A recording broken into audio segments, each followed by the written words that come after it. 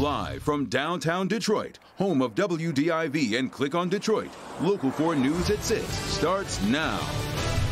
Local election clerks are hearing from people concerned about their safety at the polls on November 3rd. Tonight, the defenders look into whether there have actually been threats of violence. Mara. Another round of relentless campaigning in Michigan. The Trump and Biden camps stumping through the state with more to come. Bo Schembechler famously said those who stay will be champions. Tonight, the directive to U of M students is to stay in place to beat COVID. Glad you're with us for Local 4 News at 6. The coronavirus impact on Michigan topping our news tonight. The state's 7-day rolling average of cases is now higher than it's ever been at 1,670. Today's numbers only slightly below that average, 1,586 newly confirmed cases, along with 22 more lives lost to the virus in our state. The Washtenaw County Health Department is hoping to slow the spread of COVID through a new stay-in-place order affecting undergrad students at the Ann Arbor campus of the University of Michigan. Students are advised to stay home unless they're attending class, using university dining services, or doing approved work that cannot be done remotely. Violations could lead to citations and penalties. Washtenaw County has reported more than 600 confirmed and probable COVID cases in the past week. The order runs through November 3rd. Meanwhile, Secretary of State Jocelyn Benson today advising absentee voters to hand deliver their ballots to clerks' offices rather than risking postal delays. But for those still planning to vote in person on Election Day, Benson says she is working on ways to ensure that they feel safe and feel free of intimidation. Defender Sean Lay has been looking into whether there are any credible threats of violence at polling places. Sean. That's a key question you are asking there, Devin, and you are right. The countdown is on, and now the focus is on that in-person voting and keeping you safe from two things, keeping you safe from COVID and from possible harassment or intimidation while you're in line waiting to vote. My understanding, as you mentioned, is that Michigan State Police are going to enforce the ban anywhere that local law enforcement is unable or unwilling to do so. What is fact and what is fiction when it comes to Election Day and your safety if you're choosing to vote in person at the polls? Secretary of State Jocelyn Benson says strict COVID safety rules will be enforced, but she is also defending her call to ban openly carried firearms within 100 feet of polling places.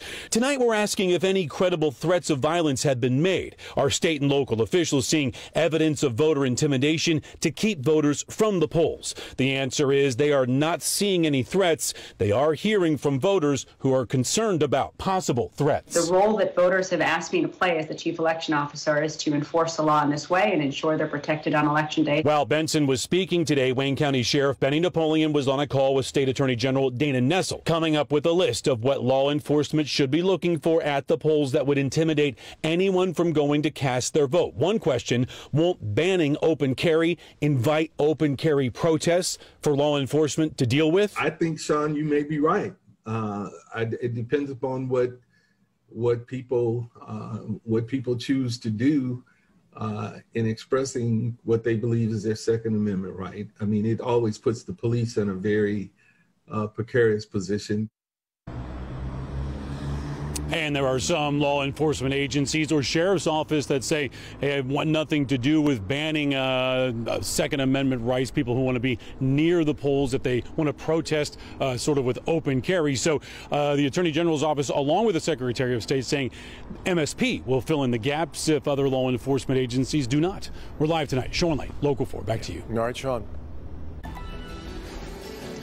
We've just learned Vice President Mike Pence will visit Waterford Township this Thursday for a campaign stop as Michigan remains at the center of the election. Today it was two surrogates of President Trump and Joe Biden trying to cover as much ground as they could in our state. Mara McDonald is live in Madison Heights on the campaign trail. Hi there, Mara. Hi, Kimberly. Another day in Michigan, another round of campaign rallies. Today it was Dr. Jill Biden and Eric Trump. So that's actually kale. Yep.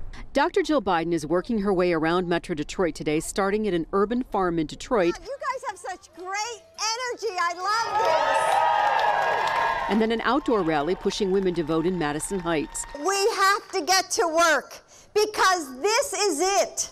We can't sit back and watch what happens. We have to decide decide what happens. So tell me, are you ready to vote, Michigan? We've got a lot of love in this country, and we've got heart.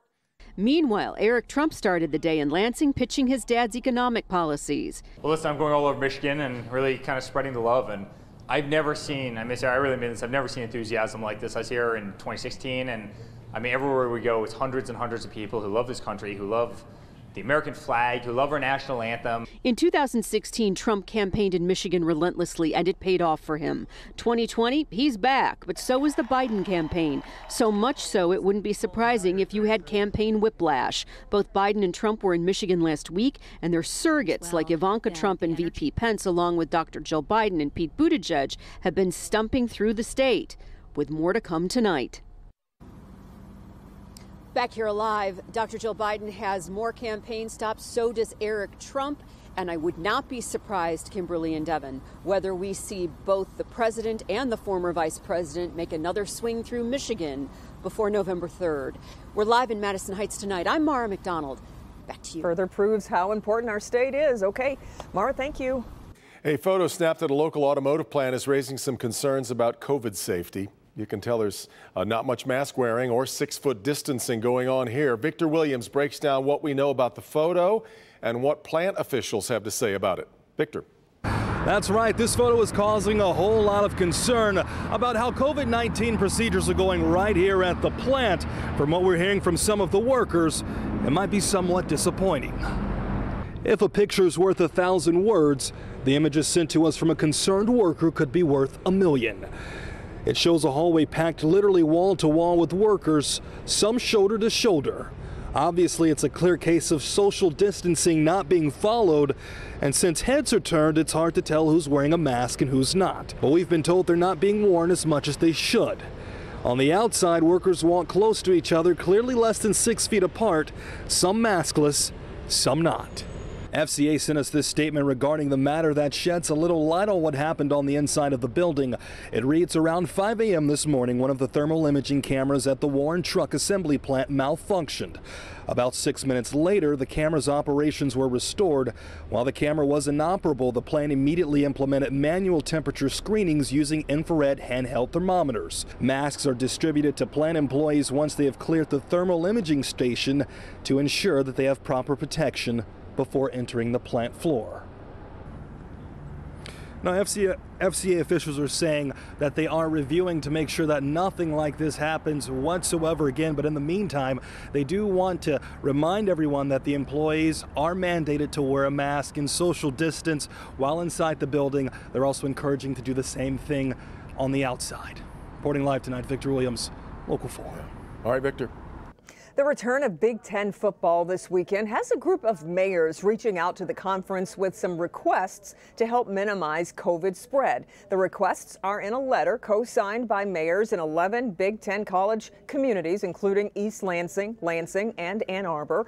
First, they would like the Big Ten to consider minimizing or eliminating late afternoon or evening games, as those are shown to lead to increased activity around the game and increased chance of COVID spread. Secondly, when determining how safe it is to play a particular game, the mayors want the conference to consider the rate of positive tests among the host school's community at large, not just the team itself. School districts are grappling with a desire to return to face-to-face learning while balancing this rise that we've been reporting on in COVID-19 cases across the state. Some districts are figuring out ways to handle incoming cases while keeping the rest of their students safe. Paula Tutman looks at a Macomb County district that's working with one specific mantra: transparency. Romeo Community Schools in Macomb County has faced COVID head-on. We have had to date 22 cases, positive cases, staff and students. As of today, with a student population of about 5,200 and 500 in staff, 77 are under a close contact quarantine, including 7 staffers and 3 athletic teams: boys JV soccer, girls JV volleyball, and girls varsity volleyball. I think Romeo is doing as good as we can right now, considering where things are at. But the district has worked hand in hand with the Macomb County Health Department in terms of applying science and resources in contact tracing, and can say with a fair amount of certainty its hybrid learning model is working to stem the spread. Of all of these close contacts, only 46 quarantines were triggered by classroom close contact, which doesn't mean they got COVID, but were within the specified hot zone. No students have caught COVID inside the schools, according to the tracing, but instead are bringing it into the schools from homes, carpools, and older students hanging out outside of school. And when it is detected at school, it is dealt with in a way that every parent can see what's going on in almost real time by following the district's COVID dashboard. Every time we add a new case or any new close contacts to our school-associated report, that running total gets updated. In the notes section, you can see where the cases were spotted, so parents can participate in tracking any possible contact to help the school keep the rest of the school safe. We have nothing to hide. We want full transparency. We want our families to be able to trust us. We want our staff to be able to have this information. So what we did is we created that summary dashboard. All of our information is on our COVID-19 page. That's been linked to our homepage since the pandemic started last March. Lots of parents are asking when their students will be going back to full face-to-face learning. The district does have a school board meeting on Monday, but they think certainly, given what's going on in the state of Michigan, even though they're really looking at the county level, what's going on in the state of Michigan, they believe they're at least a couple of weeks away from making that final determination.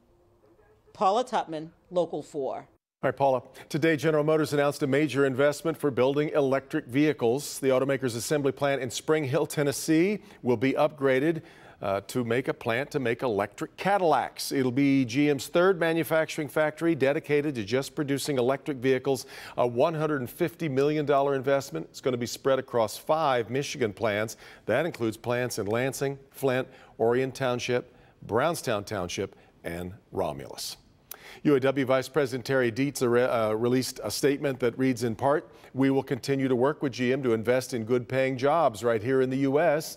And UAW members are committed to making GM's investment in these new vehicles continued top sellers and best-in-class next-generation electric vehicles. Well, it's been nice that we've seen a little bit of sunshine today, but that's going to change, right, Ben? That's right. Rain coming in pretty quick, Kim, but the weather having a big impact on the days ahead. Moderate here for the next couple. High with the thunderstorms on Friday. We'll time that out and a nicer weekend, although not any warmer. Details next. Mouthwash may do more than freshen your breath. I'm Dr. Frank McGeorge. Coming up, new research that suggests gargling may have some benefit in the battle against the coronavirus.